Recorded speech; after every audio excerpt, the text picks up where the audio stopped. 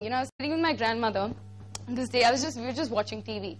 And so we were watching endless hours of sitcoms, and there's one serial after the other and after the other.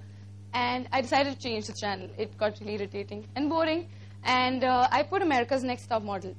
And I'm watching it, and, you know, there's this really uncomfortable sort of silence in the room. And my grandmother's really sly. So she wants to get the point across. And she looks at me, and she looks at the TV. Then she looks at me, she looks back at the TV. And, you know, she's like she's giving me those looks. And I look at her, and I'm finding it very uncomfortable because I just want to see what's happening. And she thinks I'm looking at the, you know, really skinny models. And I ask her, so, you know, I ask her, what is it that makes you so weird regarding this show? And she's like, you know, these people, I don't trust them. They're all fashionable. And I was still looking at her, and she's like, it's just too fashionable. And I thought that's possibly because she's really old now, you know, and she looks at fashion like that. So this was after a dance class we had. I asked a couple of students what they thought about fashion, and when they think of fashion, what is the first thing that came to their mind? Fashion shows. That's obvious, because there's fashion, so it'll be put on a show. Too expensive. That is something that I still think about fashion. It is a little expensive. Hot models, I just referred to that. They're all skinny. They look good. That's the most exciting part about fashion. Over-the-top designers. Like, you know, all these crazy designers, they'll have a butterfly on one side and there'll be an aeroplane on the other. Like, people refer to fashion as kind of weird. Unreal sitcoms. Who's seen Gossip Girl, if anyone has? Had anyone heard of Gossip Girls? Yeah, 90210. I mean, who dresses up like that? I don't see anyone, you know, walking on the streets in, say, like Jimmy Choo shoes. The red carpet. These are the two, you know, whenever there's any red carpet event, like the Grammys or the Oscars, that's the one time in the year that it's legal to talk about fashion. Like, you know, you won't be considered stupid if you're discussing, you know, what someone wore, because that's general knowledge. It's not fashion anymore. Jet-setting celebrities. People who are really rich, they can afford fashion, and they're really cool. That's why they're celebrities. Lady Gaga. I'm in love with her. I'm in love with her. I really think she brings technology, fashion, and creativity together in a way like never before. I really like her, so I was really happy when people brought her name up. Vogue, which is a very popular magazine. You must have heard it. It's in pop culture. Then there's Victoria's Secret. I'm sure all guys must be really... No, seriously, like all my friends, all of them, the first thing that I would ask them, they would say Victoria's Secret shows. And that's what people think. But when I was looking at this text, the subtext of this text really got me thinking. Fashion might be all of these things, but what people are actually thinking is this. They think it's like it's a show, it's expensive, hot, over the top, unreal, jet setting, it's gaga, it's crazy. It's overall a secret. Even right now in our community, we look at fashion as something that is a little elusive, you know. And I went to design school and I studied fashion. We had this subject called fashion journalism. And we studied how it goes, like, you know, how they actually plan the entire thing out. And they plan the entire thing out, they do. So, you know, we studied fashion theory. This was one of the, colors are gone. Anyways, so this was one of the magazine layouts we created wherein we had to think, we had to talk about different designers and things like that. So I was thinking, when I used to go through Vogue or go through some magazines earlier in school, I used to think that I could never, ever look like that. And, you know, and I used to think that I cannot afford that. And instead of encouraging me to, you know, express myself through clothes, it would make me insecure of the kind of person that I am. And that is when I thought that I went to design school. So now I know that it's easier to express yourself, but, you know, other people didn't. So we'd possibly have to look at that. You know, that really made me wonder, after hearing everyone talk about it, that why is the idea of fashion so alien to people, and what makes fashion so scary that you'd almost not want to play with it? Like, tomorrow, if you have to go out, you'd much rather pick up something that everyone says you look good in. You would not want to experiment with colors too much. You'd just wear black or a blue and look casual. I'm referring to boys here. They'll just wear, you know, that simple white shirt with stripes and jeans and shoes, and they don't want to try anything new, you know, because it looks normal. So this is one of the theories we studied in school, which was the trickle-down effect. Designers dictate popular trends. What happens is okay, I'll explain this through a purchase. So you enter a mall and you see this shoe that you really like. You know, it's a Nike Air Jordan or something. You're in love with it and you think this is the exact shoe that I want to buy. I just want to get my hands on it. And what you think is that your decision is completely unbiased. You know, you went with a couple of friends, you asked them and they like it, you like it, it fits, you're buying it. But what you don't know is that 2 years before you actually went and purchased that from a store, there were these people called fashion forecasters. And what they were doing is that they were walking the streets of Milan, Italy, they were in Tokyo, they were in different places, and they were shooting people, they were taking pictures of people who looked very interesting or who looked, you know, they were a little creative, and they got inspired by those people to create a trend report.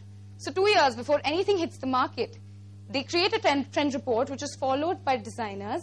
So they find their inspiration on the lines of that trend report and they create for you. So when you enter that store, you're thinking, you know, I thought of this is like the best thing to buy. But actually, 2 years before that, they planned it out for you and they directed it towards you. So I found that really interesting. But these days, what is actually much more, like what is, like if I can say for this generation, the theory that is working is the trickle-up theory, which says that the society dictates popular trends. One of the, like the most, I heard this recently, like Coco Chanel, I don't know if you know about her. She's a designer. She's not there anymore, but she has a very strong design house. And she said that fashion is not something that exists in dresses only. Fashion is in the sky, in the street.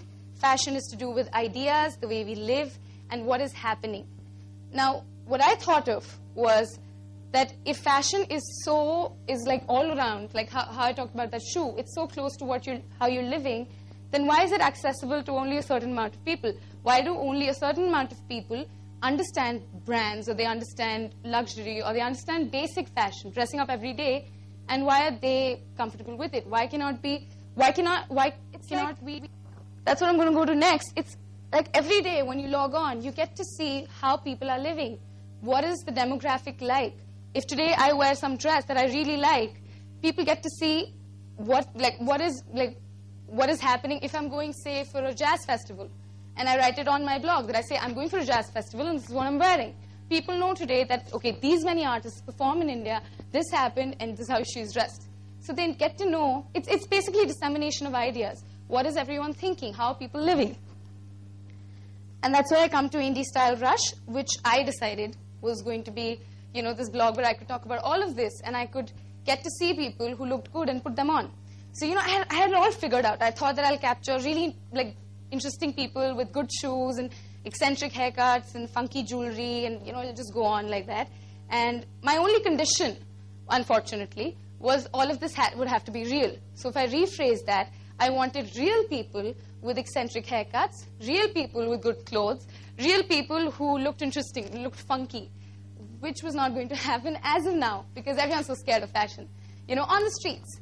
You know, I could have gone to Emporio and found like 5 women dressed in Prada or Gucci and I could just shoot them and the blog would be done. Or I could go to Paharganj and, you know, I would run after all these dazed hippies and they'd be looking so funky. My blog would be done. Like, it would look amazing, you know, but that wasn't the point. I couldn't look for New York and New Delhi. I really wanted to find how everyday people, like normal people, even put together their salwar kameez. Like, what did they do? So I hit the Delhi Metro. Not because I wanted to do that research. My teacher's right here. She knows how I hate research. And she's going to be speaking next. And, you know, I went to the metro because I was interning in Noida. And I had to go every day, like 2 hours a day in the metro from Gurgaon to Noida. It was like, my friends called it the interstate travel. And what I saw was so many colors. Like, do you know that in the metro every day there are 1.5 million people who travel in the metro every day? So that makes it 14,000 people in 1 hour of travel. You get in the same metro, there are around 14,000 people in 1 hour of travel, considering the 6 lines of operation and the 17 hours that the metro works.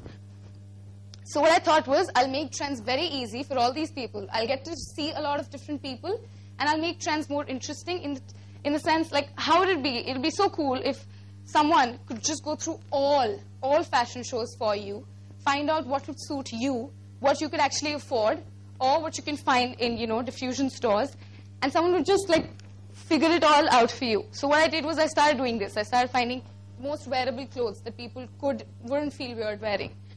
you know, if you're looking for a black dress, so there are a lot of people who are really busy, you know. So if they're looking for a black dress to wear for the next day, I could give them options. So, you know, there would be dress ideas that you could know where to get in Sarojini, where to get in Promenade, where to get, you know, in some other place.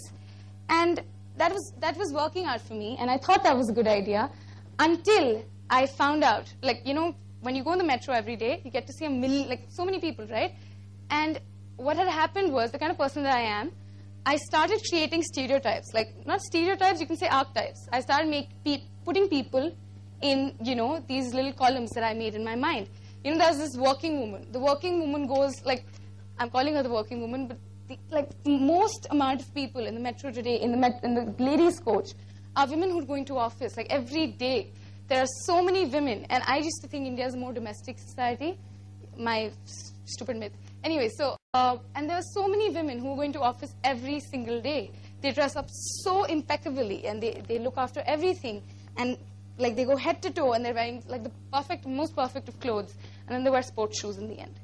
And I used to think, no, I'd like to help her out.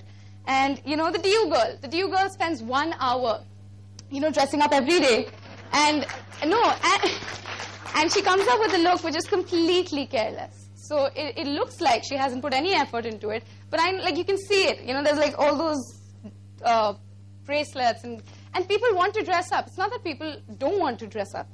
And the Yash Raj fan, this is my favorite. Like, you know, there's this girl who enters who has the perfect swish of air and a wind in her face, and she'll have the perfect hair, and, you know, she's coordinated, and there's a lot of trinkles in her dress. Things like that. I find her the most interesting. Then there's the 90s dresser. The 90s dresser, I personally am not very fond of, because these people, they hold on to dressing in the 90s or some really popular trend, and they keep on doing it again and again. So personally, I'm not very fond of that one. But, you know, as I stalked these people and as I photographed a lot of people, as I started looking at different people and how they dressed, instead of looking at their clothing, I had started looking at their reactions, their preferences, you know, their music. I could overhear it through their earphones, their experiences in 1 hour of travel. So, you know, like, it was, like, one day we were passing the Arjangarh metro station, and this girl came in, and she was very demure looking. She was wearing this beige kurta, and she had a lot of books in her hand. It looked like she was going for her coaching classes. And what happens is she enters and she sits.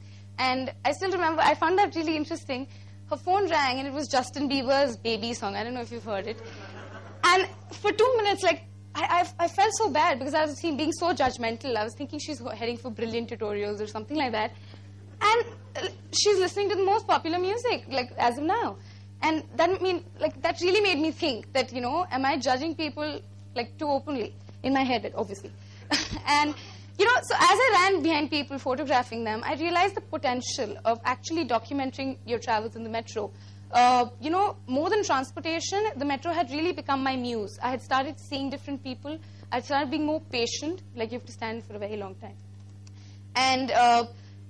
And this is when I realized that I thought I was bringing a change in people's perceptions. I thought that I was, with every post, every blog post every day, I thought I was changing the world at a time. When I realized that, you know, the city had completely changed my perception of popular culture. I had started seeing different people, and it inspired me like never before. I really saw what the outside world was like, you know. And a lot of my friends, they still tell me, you know, why don't you write strictly fashion? Why don't you just cover fashion shows and what's happening, you know, in Italy? And that's when I think to myself that instead of keeping it aside and keeping it elusive, how interesting would it be if I could write for that Yash Raj fan, for that DU girl, if I could just mix all of them together and write for them and create for them, and that'll be so interesting. So why am I talking about this to you? Like, why are we talking about Indiestylerush? Once again, it's not interesting, it's fashion. But I was working with JWT very recently, and we worked on Pepsi's new campaign. And every day, companies sit together, and all these people like you, people who create technology, who create design, what they do is they get together and they think of their audience. They think of who they're designing for, who are they creating for, what is the audience like, what do they talk like, what do they know, like what is their sphere of reference like. And every day, people spend like hours, and they spend millions of money, like a lot of money, sampling and, you know, doing research and things like that. But like for me, I realized that just that 1 hour in the metro, 1 hour of travel, makes you see your audience as they are, with in the most honest space, you know, and no inhibitions, and you get to see what they're like. And I thought that was the most amazing thing ever. Like, if you really need to know, and if you really need to get out and get some idea on what you need to create, I think the metro could be a very, very interesting muse. So that's pretty much about what I do. And I have 1 minute left, so I'm just going to quickly show you some snapshots of my blog. This is basically how it is. We shoot people, and you get excited. You see their clothes. You like other people's clothes. You talk about it, things like that. And what I plan to do, basically, in the future, once I graduate, which I haven't till now. So, yeah, 4 years. So once I do that, I think I'm, like, you know, you can take it to a totally different level, and you can talk about fashion in a much more generic sense of the term. And I'm really glad to be here and hear so many people out. I think Ms. Lamba had such interesting things to share. I really like the part where because I have my 1 minute, I'm going to use it. I really like the part where she talked about how medicine, you don't need medicine to fix yourself. You can just fix yourself like that, and it's just a decision. I think I'll go with the Gandhian sort of philosophy. But that was great. I'd really like to thank you guys for having me here. Thank you.